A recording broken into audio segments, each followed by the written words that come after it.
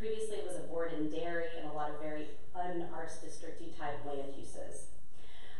We entered into a use agreement with the Symphony Association, that stands for DSA, Dallas Symphony Association, in 1985, just as obviously construction was getting started, and then subsequently updated it throughout the years in 1995, 99, 2004, and 2009. And if you think about those years, a lot has changed in Dallas since 1989. The world has changed tremendously, the art scene has changed, and city government has changed tremendously. The First Amendment changed the funding model by eliminating the Symphony Association's rental fee for use of the Meyerson, and it ended their major cultural support funding, which we refer to as COP. In the past, and up till that point, we were giving them money, then they were turning around and giving it to us in the form of rent. And at the time, when I went back and read a bunch of documents, it looked like they kind of said, gosh, we will waive the rent and take you out of our major funding program, but work under this new agreement.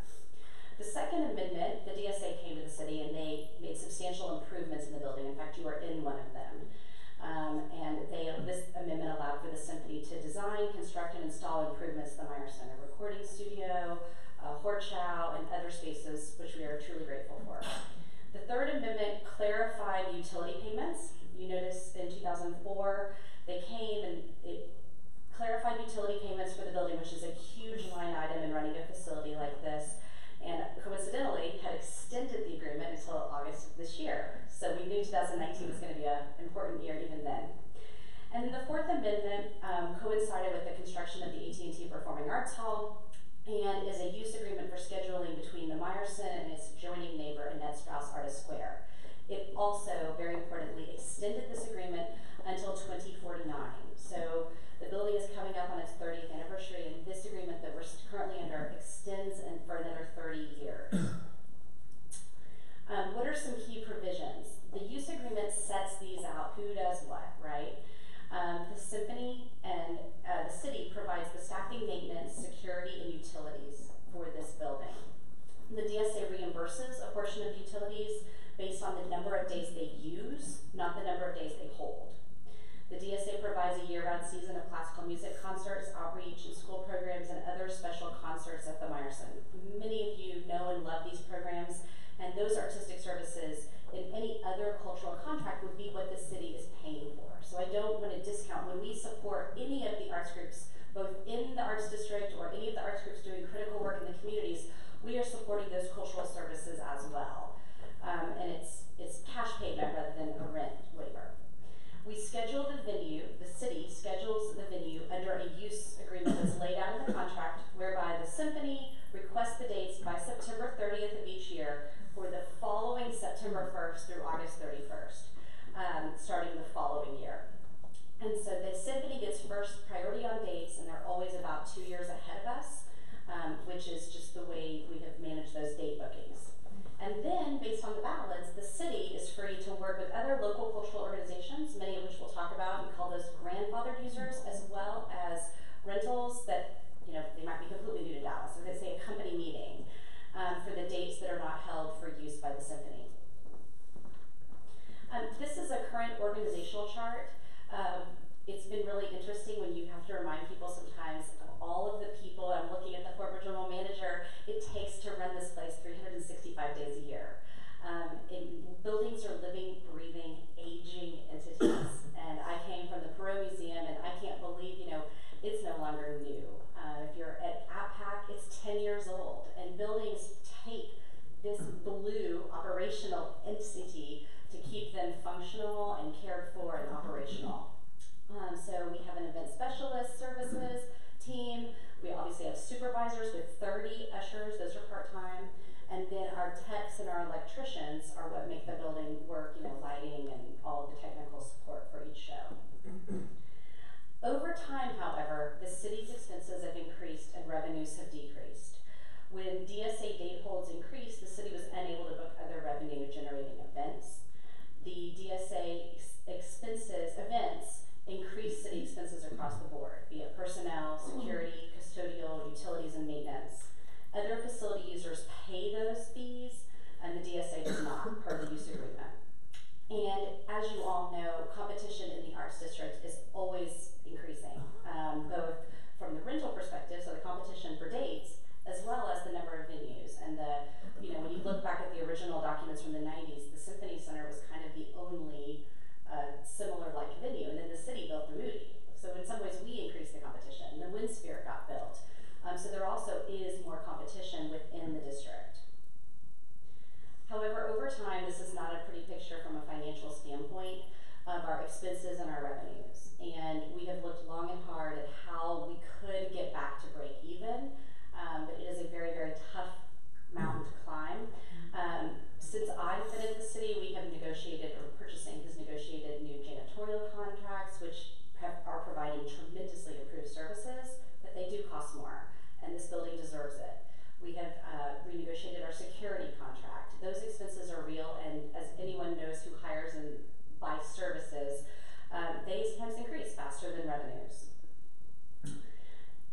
beyond operations, we cannot deny that the deferred maintenance tab has also grown. The City of Dallas did not put any money into cultural facilities in the 2012 bond program. 2006 bond program was the largest bond program ever passed, and the next bond program was a leaner bond program, and unfortunately this building and most of the cultural facilities, I think all of the cultural facilities got nothing. So there was no bond money put into facilities between 2006 and the 2017 bond program, which is what we are currently operating under. So we estimate, and I still believe these are conservative estimates, but the current number is 11.9 million in major deferred maintenance. When you look at this list, you understand how that adds up.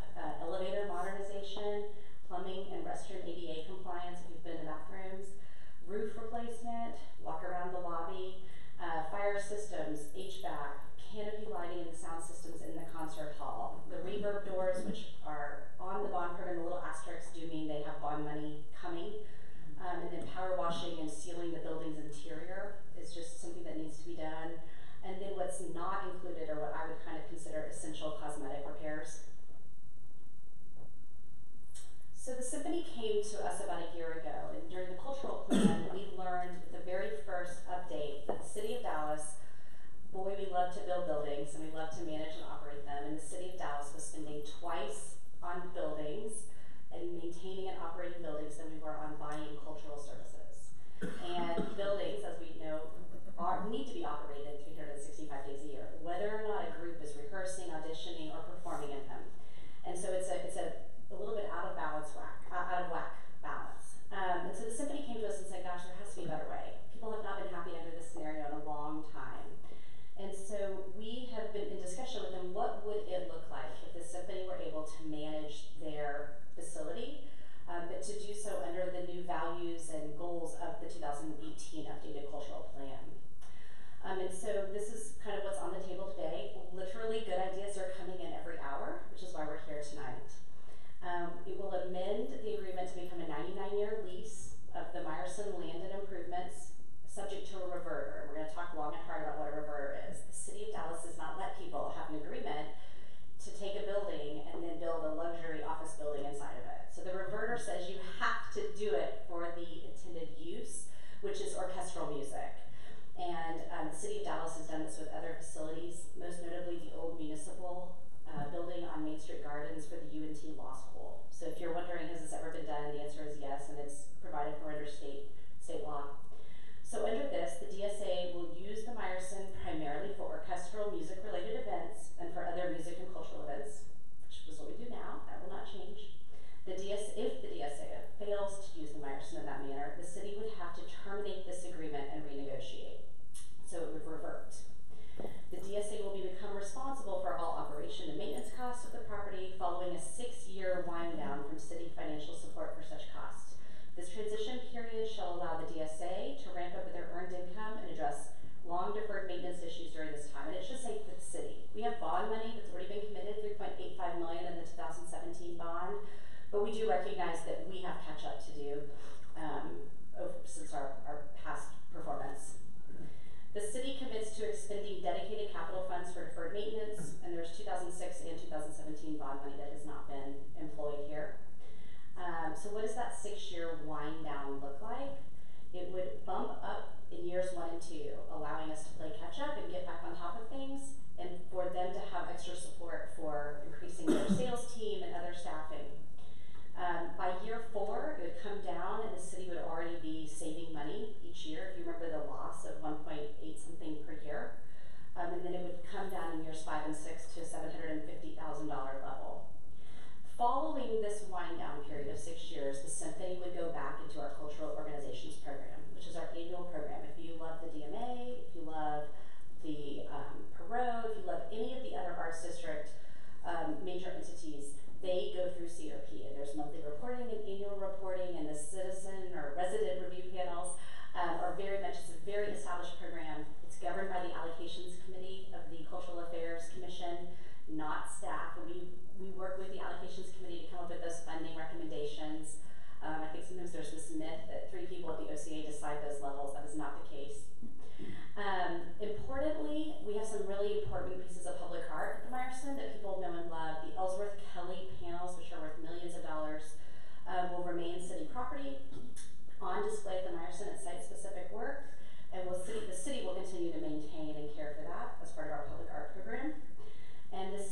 will follow established policy and protocol for existing employees. And the symphony recognizes that they're going to have to build a team. And so we have done that recently with the fair and the convention center. It's a really important piece, recognizing the tremendous dedication of our team and recognizing what the symphony has to build here. In exchange, this is huge, the symphony is committing to raise $5 million privately over the next 5 years, and to completing at least $5 million of capital improvements by 2029. So it gives them 5 years to raise the money and then time to actually get the work done and get those pledges in. If you think about that, that is more private raised money than what we were able to put into the building in the last bond campaign, which was 3.85. The DSA will perform 150 concerts per year. That's basically what they've been doing now. The DSA may fill the other dates with their own bookings, be it community-oriented or commercial music events. Obviously, anything that's already been sold and on the books, the symphony is going to honor, which would only be good business. And then really importantly, and this was one of the very first things we talked about, and I see many of our friends in the grandfather groups here tonight, we want to recognize that while the symphony helped build this building and is clearly the primary tenant, we have a lot of other groups that have built their audiences and built their stellar artistic reputations and serve children and serve unique user groups here at the Meyerson. And the OCA wants to honor your commitment to the Dallas cultural system, wants to honor all of our shared benefit here, that your dates and your stellar experience is also part of this. And so we started looking at the grandfathered list of nonprofit users, and it's long, but I do want to name them each by name because sometimes we maybe forgot somebody.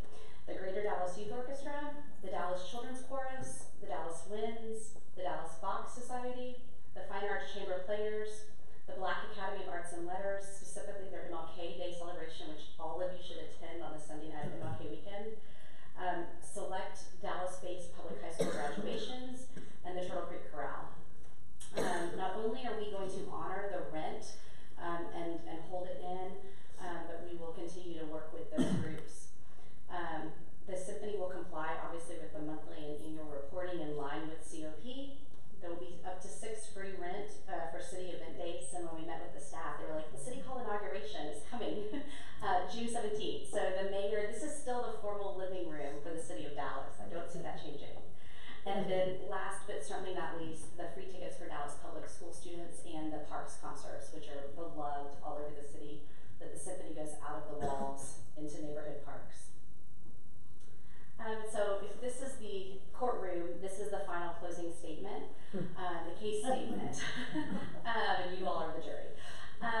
Following a year-long community input for the Dallas Cultural Plan, who here participated in the Cultural Plan? Okay, so when people ask what happened, this is a direct outgrowth of that. It is apparent that the current use of this agreement is no longer fits with the mission, values, and strategic direction of the Office of Cultural Affairs. One of the early phase 1 findings was that OCA spends almost twice as much on facilities as on cultural contracts for arts production and management. The DSA shares our values of equity, diversity, space, and a sustainable arts ecosystem, and can manage the building to better serve the community, both in the Meyerson and via outreach programs. This was probably not always true. When people ask me, how did the city get into this deal? I wasn't here 30 years ago, but I don't believe 30 years ago arts organizations had some of the management acumen that you're seeing now. And I do think the recent addition of Kim Milton from the Boston Symphony is a marked difference in what bench strength the symphony always has had. And it's hard to prove that or disprove that, but the fact that they were even willing to come and make this offer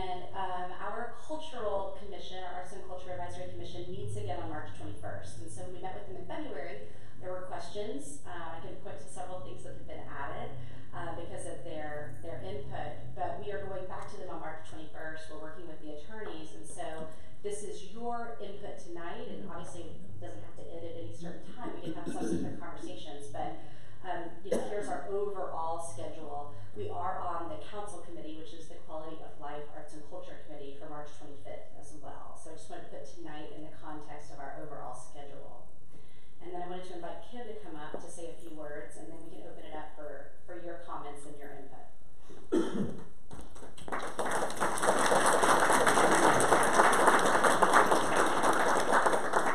Thanks, Jennifer.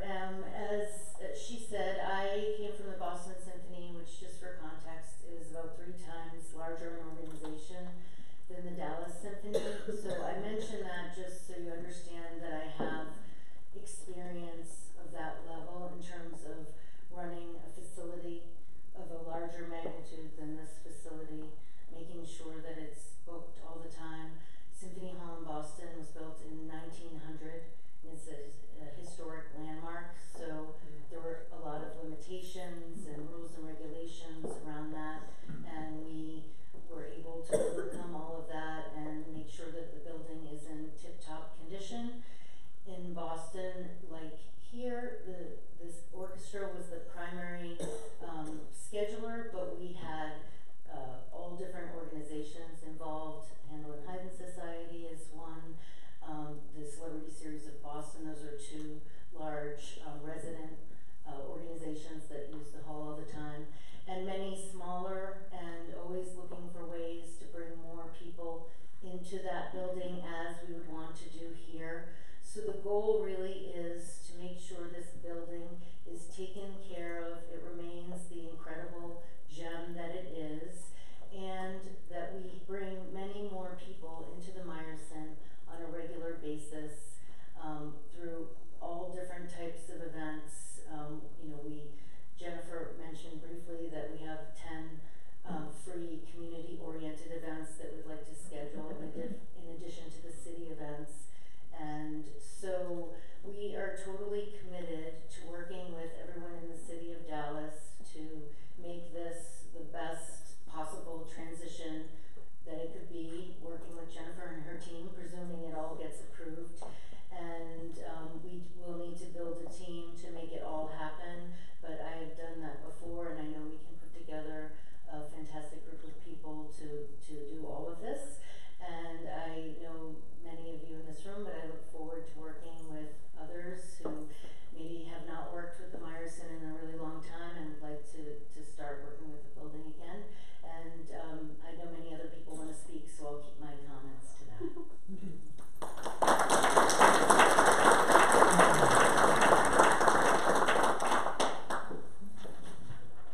There are 6 registered speakers. Just to get a sense of who all we may have, if you did not sign up to speak on our website, but would like to speak, would you raise your hand, just so that we can get an idea of how many additional speakers we may have?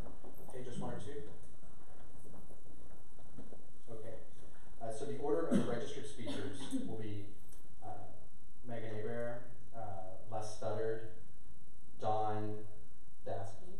Sorry, I'm just butchering these. Marina Galt, Howard Viner, and Andrew Kochi. So you'll have 2 minutes to speak. I'm going to put a timer up on the screen. If you'll keep your comments as brief as possible, or within that 2 minutes, it'll help us stay on schedule. So if you'll just give me 1 moment. Is Megan here? Yep. And I'm sorry I mispronounced your That's okay. It happens all the time.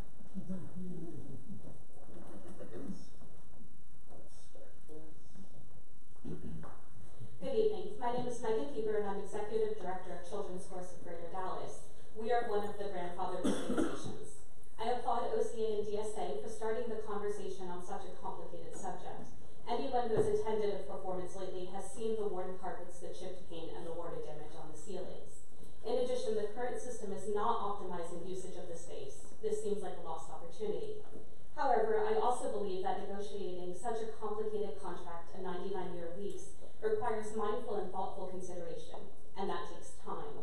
I have some fears regarding this new arrangement and would like to present possible solutions for each that I ask be considered as negotiations progress. First, Children's Chorus has a commitment to those we serve, that they are worthy and deserving of creating beautiful music on the most prestigious stages in the city that is the Meyerson. But renting the Meyerson is a significant portion of our budget. I fear that after 10 years have passed, we will be bumped and replaced with more lucrative rentals. Therefore, I request that a year-to-year maximum rate increase is implemented so costs are controlled, ensuring grandfathered organizations can properly budget and anticipate rental now and past the 10-year mark. Second, I request a formalized building stewardship audit is included in the agreement and results are reviewed on a yearly basis. Currently, OCA is the checks and balances to scheduling, and this would ensure that access and equity is being monitored. Kim has demonstrated to me that she values partnerships and collaborations with other nonprofits. She understands the importance of small and medium organizations to the arts ecosystem. However, although I could be wrong, I don't expect Kim is planning to be CEO of Dallas Symphony for the entirety of this 99-year agreement. I therefore request that the 8 grandfathered organizations are included in these negotiations to provide feedback, guidance, and counsel regarding the long-term impact these decisions will have. As the inevitable leadership transitions happen during the lifetime of this agreement, that would provide a measure of security and give us all a voice. Thank you.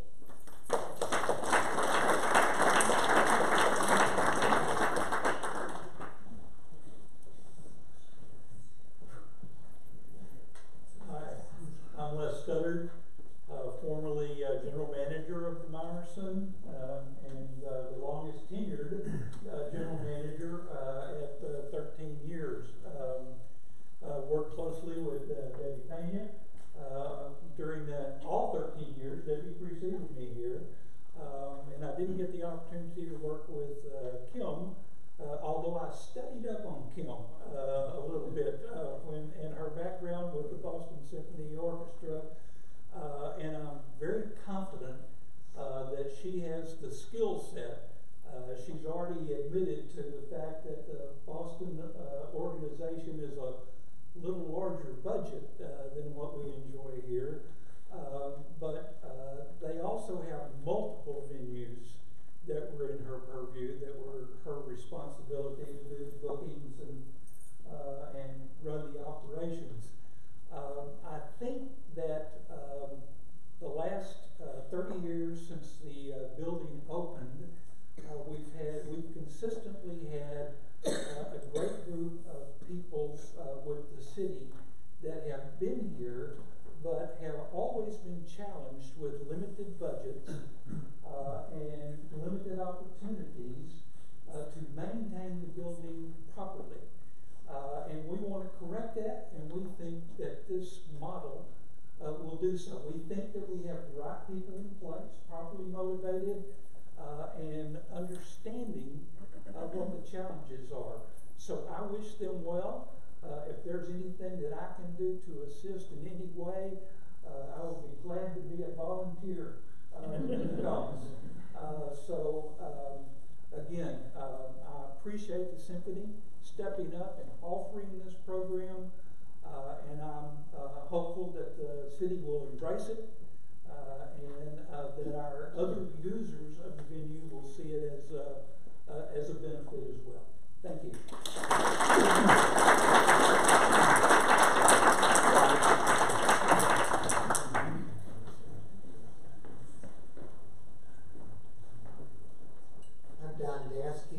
And I'm here with my wife Barbara. The city of Dallas and this whole metropolitan area can be very proud of the partnership between the symphony and the city of Dallas. This is a gem, and it's amazing how much time has passed since 1989. Wow. And it is a gem. And so we're not here to fix something that's broken. We're here to make something even better. As an idea of what could be accomplished with a gym, look at what's happened at the Dallas Zoo over the past few years. We moved from being managed by the city to being managed by an independent nonprofit. Lots of money has been invested in the zoo, and it's really taken the zoo to a whole different level. And I'm very optimistic that if you move the management of this facility to private hands, the nonprofit here that was proposed, that will enable us to take this gem for Dallas to a whole different level of success. You know, the presentation indicated deferred maintenance. We need to fix that, and we need to get more private money in here to fix that, and we need to more efficiently schedule things here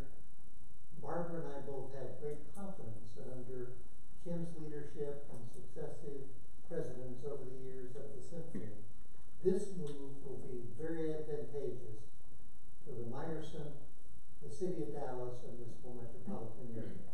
Thank you very much.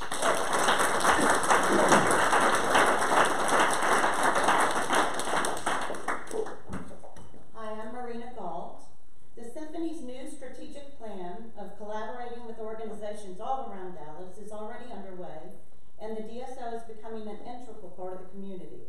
This is not just an idea, it is a reality with an expansion of DSO activities outside the Meyerson, including a significant education program in Southern Dallas where you will regularly see our CEO Kim tutoring and chatting with the children and their parents on the weekends. As Michael Sorrell says, she is walking the walk. Also implemented are additional parks concerts, DSO on the go events, and new partnerships with cultural partners as well as important social service organizations like CASA, Big Brother, Big Sisters, Big Thought. As a board member, I am so thrilled with the tremendous progress we have made in the past year, which is why my husband Roger and I decided to chair a fundraising campaign. Part of that will include the $5 million that the Symphony will raise as part of the proposed agreement to take over management of the Meyersons.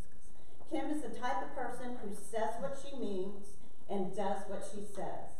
I know that she will put her full energy and business acumen into fulfilling the promise the DSO and she are making to the city to manage this building well, increase its usage, and ensure that it is open to all organizations and people.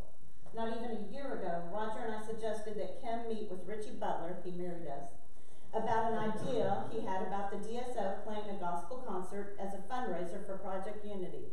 Kim mobilized her team, determined how to fit it into the schedule, and the DSO enthusiastically promoted what was a sold-out Gospel Goes Classical concert last month.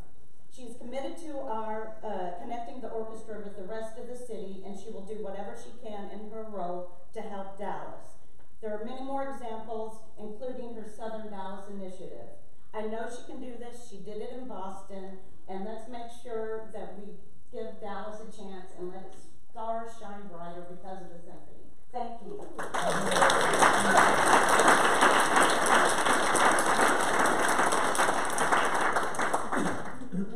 Howard Weiner. Howard.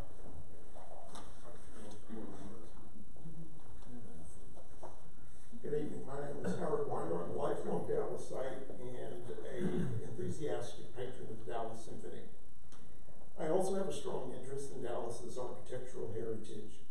I have spoken before the Cultural Commission on behalf of the Kalina Humphreys Theater in its unfortunate current state.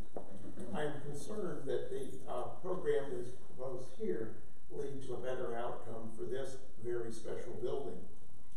The building is 30 years old, but it will be a historic architectural landmark. It is one of the most significant buildings in our city and in our country.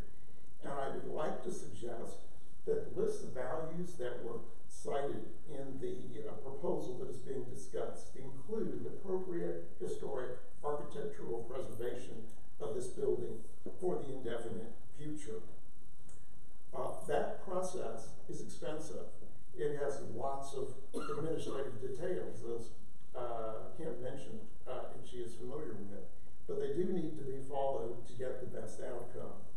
And I'm also concerned about the health of the Dallas Symphony Association and the funding that it has to give us the wonderful orchestra that we enjoy throughout the year. So I would like to be sure that all of this meets good financial sense for the city, the citizens, and the orchestra. I finally have a question about the proposal, which is totally new to me since I saw the Wolotsky article in the Dallas News. And that's, if the Kellys continue to belong to the city, how about the Cheetah sculpture outside? Thank you. We will answer that question after the speakers. I will defer my time to others. Oh, okay. Any additional, anyone else wishing to speak?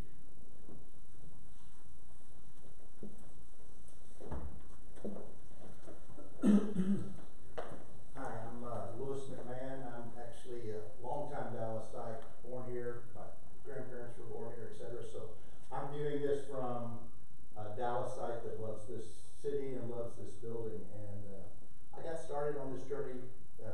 I'm with the Texas Instruments Foundation, was chair for the last 5-6 years, and we give money to the arts. And one of the things that I noticed since my job as a Texas Instruments employee for 37 years was to manage their worldwide facilities, that we were losing a grip on the maintenance.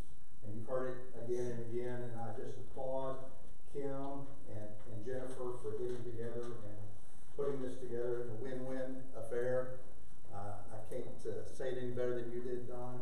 I think one of the views from an independent foundation is if you're going to keep the DSA and all the other groups working well, they need to have a great facility, and people will not invest in a facility that is not being properly maintained. You don't want to put $5 million in something that nothing's going to happen. I mean, the track record, just not because Jennifer or the OCA doesn't do a great job, it's the city trying to raise funds, trying to get bonds passed, trying to deal with the 2008 downturn and no sales tax. That's just the realism. And when I think the philanthropic community sees that it's being managed and it's going well and they're getting investments in those things, that you'll see more and more money. So we hope so. Do fundraisers that it'll happen. So thank you. I think it's a great idea. Thank you.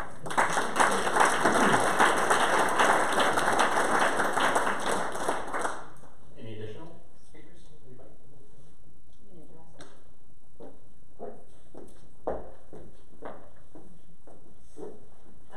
Thank you all, and I asked a couple of you have written notes if you want to either give them to us or for sure email them to us. Thank you. I think some of the audit provisions, I'm sure the city attorneys will make sure that they are in there, but we'll just want to make sure that we have all of those addressed. To your question about public art, the Betty B. Marcus public art will of course remain in the city's public art collection, both as maintained, but that's still parkland. That's actually not part of this use agreement. So that's why it's not specifically called out. We have had other issues with public art not being spelled out in the Arboretum and the zoo agreements. And if they're not spelled out, then that's why we're specifically spelling it out in protection of the Kelly. So does that answer your question? Yes, ma'am. Okay. Were there other questions that we heard? That one was very specific. I do want to address Andrew Kochi, who was on the steering committee for the cultural plan and actually has been helping us with some of the Kelly stuff recently, and our public art conservator is here. So thank you for your care and concern of that collection, because sometimes I think it gets overlooked. So thank you. Sir, any other final thoughts? Did any of the commissioners want to say anything? We can, yes, sir? You have the dates of May the 11th and 25th of March. When, if this goes forward, when would it come to a vote by the city council? That's a really great question. We will probably learn more on March 25th, and the city attorneys and the symphony attorneys are obviously, waiting for this meeting to occur and the next commission meeting. But we're looking at, there's 2 council meetings in May. Clint, do you have those dates? But we're targeting May. And for several reasons, that lines up well with the symphony's fiscal year. It obviously is in line with OCA wanting to do this so that we get going on our goals for the cultural plan. So, we're all aiming for those dates. It's a great question though, and again, you never know until it happens. Just a minor quick question. So the Ellsworth Kelly panel, specifically the red panel that has at the top part has some issues with water damage. That has been looked into. There's a plan in place for that panel. Yes. Is Lynn here? Yes, Lynn, do you want to say a few words? Because it's actually been restored a couple of times, but we're looking into further remediation right now. I'm going to try and, can you hear me okay? So we had both a team from our partner at the DMA, so their conservation team and their painting conservator and small objects conservator went up, as well as a private conservator that we use a lot. So we have both those oral reports about what's going on with that panel and what's happening. And we'll also have some things just to kind of look at